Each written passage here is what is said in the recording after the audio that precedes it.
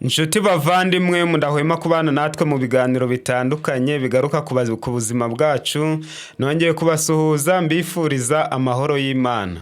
Uyu mwanya tugiye kuganira ku bintu bitatu umuntu yakoresha akabasha kugira ubuzima bwiza, cyane cyane burebana n'inyama zo mu nda. Uwo muri kumwe ni Nzayisenga Jeanne Paul enseignant et naturopathe, mwarimu na diwani wa afya, ndi umurezi n'umujyanama w'ubuzima. Ngaho mutire agatebe mwicare murambye, ahasigaye tuganire kuri ibi bintu bitatu umuntu yakora kugira ngo abashe kugira ubuzima bwiza, cyane cyane bw'inyama zo mu nda. Ni uburyo bwo gusukura umubiri, ahasigaye umuntu akabasha gukira indwara nyinshi kandi zitandukanye. Kandi mwibuke gukanda subscribe n'inzogera niba ari bwo bwa mbere duhuriye muri ibi biganiro, kugira ngo muzaje mugira amahirwe yo gusangizwa ikiganiro twabateguriye uwo mwanya.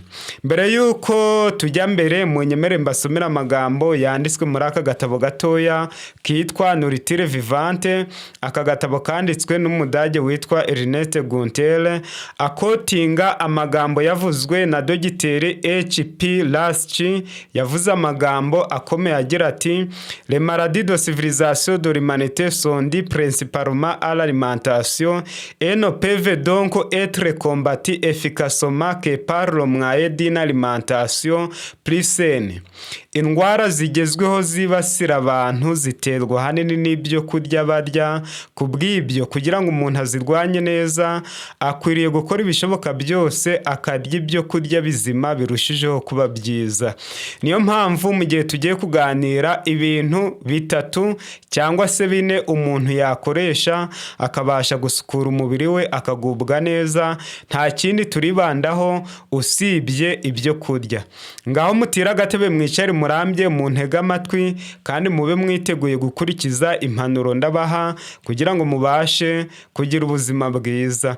Ibintu tugiye kuganirira hamwe ni ibintu bine nk'uko nababwiye. Icya mbere ni avoka, kabiri ni imineke, gatatu ni icyo bita ubunyobwa bubisi, gatatu cyangwa se kane ni ipapayi.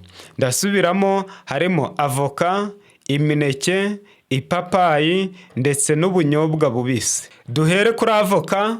Abahanga bavuga yuko avoka ari urubuto rwiza rubasha kugirira umumaro umubiri w'umuntu muri rusange, cyane cyane uhereye ku myanya y'ibanga. Hari inkuru ishimishije cyane iboneka mu bihayimana bo muri Tibete.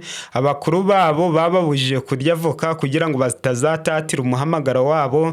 Niko byagenze, ngo baraziryaga bakagira irari ryinshi ntibabashe guhagarara ku muhamagaro wabo, maze bazibabujije babasha kwitwara neza. Nyuma abahanga bavumbuye yuko kurya avoka nibura buri munsi bibasha gukoresha neza imyanya y'ibanga. Avoka rero si ibyo gusa, ahubwo ifasha n'umubiri gusukuka cyangwa se kugira isuku. Amavuta yayo akizeho ntacyo atwara umubiri. Iyo umuntu yayiriye iringaniye, ibasha kugira umumaro mwinshi cyane wo gusukura umubiri w'umuntu. Ku mwanya wa mbere bavuga yuko avoka ifasha umubiri kwikuramo imyanda n'uburozi, icyo bita detoxification. Iyo umuntu yakoresheje avoka neza abasha kugira amahirwe yo kujya mu bwiherero, kandi umuntu wakoresheje avoka ntabwo yongera kurya buri kanya kuko yumva amerewe neza igihe kirekire. Ku mwanya wa kabiri, ifasha umwijima gukora neza mu gusukura umubiri. Hari abantu benshi bavuga yuko iyo umuntu arwaye umwijima adakwiriye gukoresha avoka ngo bitewe n'uko igira ibinure byinshi, ariko abahanga bamaze kuvumbura yuko muri ba hari umuntu ukwiriye gukoresha avoka. Uwa mbere ni urwaye umwijima kuko ibasha kugabanya amavuta menshi ari mu mwijima. Kubw'ibyo rero umuntu ufite ibibazo by'umwijima akwiriye kuyikoresha mu rugero kuko ari nziza cyane. Ku mwanya wa gatatu, avoka ifasha amara gukora neza no gusohora imyanda mu buryo bworoshye, ku buryo abantu bose bafite ikibazo cyo kujya mu bwiherero barangirwa kurya avoka kuko yabafasha kujyayo kandi mu buryo bwiza. Noneho tugeze ku mineke, navuze yuko turaganira ku bintu bine.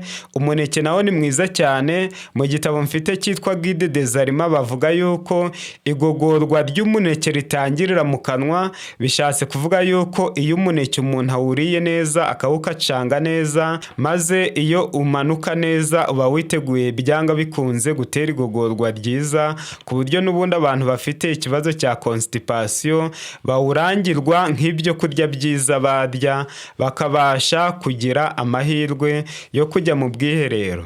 Abahanga bavuga yuko umuneke weze, ndavuga umuneke uhishije, ufasha amara kwikuramo imyanda, umuntu akabasha kujya mu bwiherero.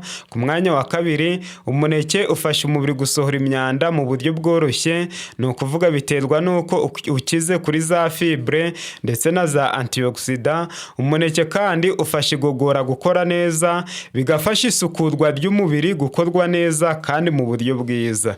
Noneho tugeze ku ipapayi. Ipapayi ni inshuti y'igogorwa. Umucurabwenge akaba n'umushakashatsi witwa Christophe Colomb, niba ari umufaransa ntabwo nibuka. Icyo nzi nuko yakoze ubushakashatsi mu gihugu cya Canada na hano muri Amerika. Agezeyo asanga abaturage baho bakunda kurya ipapayi, azitegereje neza asanga neza zifite intungamubiri bitewe no kuryohera ijisho. Aravuga ati izi mbuto nta zindi, ni imbuto z'abamarayika, ni imbuto abamarayika baryaho. Ahangaha yari abitewe nuko abona yuko ipapayi zisa neza kandi zikaba zagira imimaro myinshi. Kubw'ibyo rero ipapayi ifasha amara kwikuramo imyanda, ni ukuvuga yuko ifasha abantu gusohora imyanda mu buryo bwiza, kandi ipapayi ifasha igogora gukora neza, bigafasha gusukura umubiri. Ni kenshi cyane muganga zakurangira ipapayi igihe cyose utabasha kujya mu bwiherero neza, biterwa nuko ipapayi ikize ku byiza byinshi. Ku mwanya wa gatatu, ipapayi ifasha umubiri gusohora imyanda mu buryo bworoshye. Mu by'ukuri umuntu wariye ipapayi ntabwo abasha kugomera, icyo bita constipation mu ndimi z'amahanga. Niyo yaba yagomeye akarya ipapayi, agira ubuzima bwiza bw'amara, ubw'igifu ndetse n'ubw'amaraso, maze yajya mu bwiherero ntibimusabe imbaraga nyinshi, ahubwo bikaba mu buryo bworoshye kandi butagoye cyane. Noneho ku mwanya wa kane tugeze ku bunyobwa. Ubunyobwa bubisi, mu gitabo bita Nourriture Vivante, ni aka gatabo gatoya mfashe mu biganza. Umwanditsi yanditse amagambo akomeye, aravuga ngo gasuku y'iwacu, icyo bita peroke. Ntabwo nihutiraga kumenya izina rye mu kinyarwanda, ariko peroke ni icyo bita gasuku. Gasuku y'iwacu ntabwo ihangara kurya ubunyobwa butetse, kandi iyo yaburiye ari bubisi nibwo ibasha kugubwa neza. Birababaje kubona abantu ibyo kurya hafi ya byose babifata bakabyicisha umuriro, bakagira ngo nibwo buzima bwiza. Oya, yego hari ibyo kurya umuntu atarya ari bibisi, ahubwo akabirya bitetse, akaba ari bwo umubiri ubyakira neza. Ariko ntabwo umuntu yemerewe guteka ibintu ibyo ari byo byose ngo nibwo aragira ubuzima bwiza, ahubwo ubigenzuye neza wasanga hari ibyo kurya byinshi umuntu yarya ari bibisi, akaba ari bwo bimugirira umumaro. Mu gihe abantu bakunze gukaranga ubunyobwa bagakubitamo bakaburunga n'umunyu mwinshi, ntabwo mu by'ukuri ari ngombwa kubukaranga, kandi nubwo wabukaranga ukwiriye kubukaranga ku muriro mukeya cyane. Si byiza kubuhisha, ntabwo byemewe, kandi uburiye ari bubisi nibwo umubiri wabwakira neza mu buryo bwiza kandi butagoranye. Gusa uburyo bwa mbere wafashamo umubiri kwakira neza ubunyobwa ni ukubanza wabwanika mu mazi nibura amasaha hagati y'amasaha 8 na 12. Yiyongereye byaba ari byiza kurushaho. Noneho iyo wabwinitse nibwo burushaho gutanga intungamubiri nyinshi, ariko nabishaka wahita ubukoresha ari bubisi, nabwo bwaba bugifite intungamubiri nyinshi. Abahanga bavuga yuko ubunyobwa bubisi, ndi kuvuga ubunyobwa bubisi, ntabwo ndi kuvuga ubunyobwa butetse. Ubunyobwa bubisi bufasha amara gukora neza. N'ubunyobwa butetse, waba ubutetse cyangwa ubukaranze, bufasha amara gukora neza, ariko ntabwo ari cyane nk'ubunyobwa bubisi.